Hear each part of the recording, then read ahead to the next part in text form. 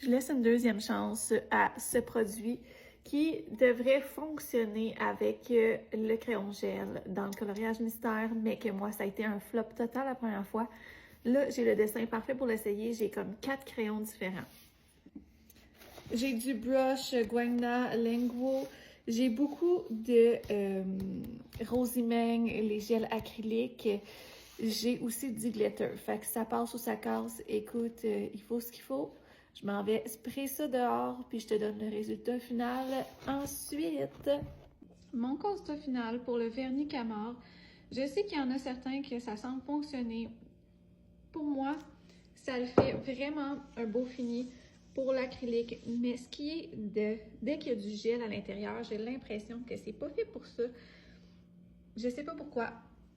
Comme cette couleur-là ici, je trouve que c'est venu faire une espèce de texture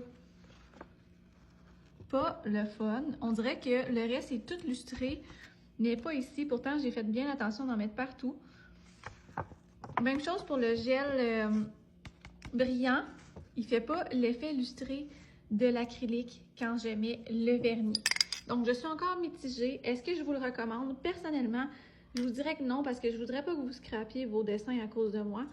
Mais si vous êtes prêt à faire le test, allez-y. Walmart, 11-12 $. Ça vaut quand même la peine.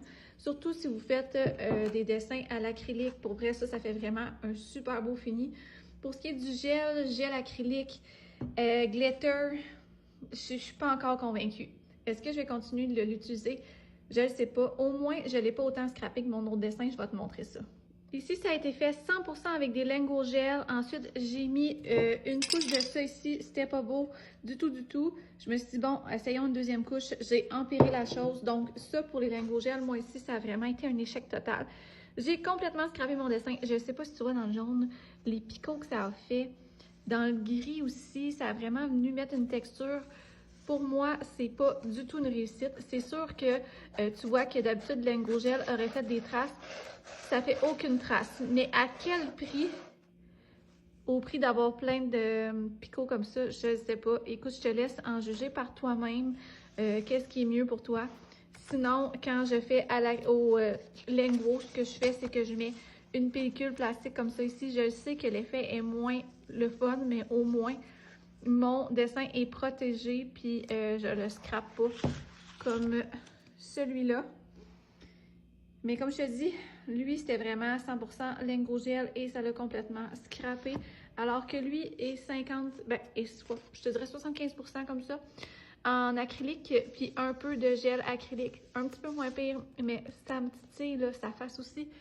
Je sais pas si vous le voyez, les picots que ça a fait, mais ça ressemble beaucoup à ce que ça a fait avec mon lingot.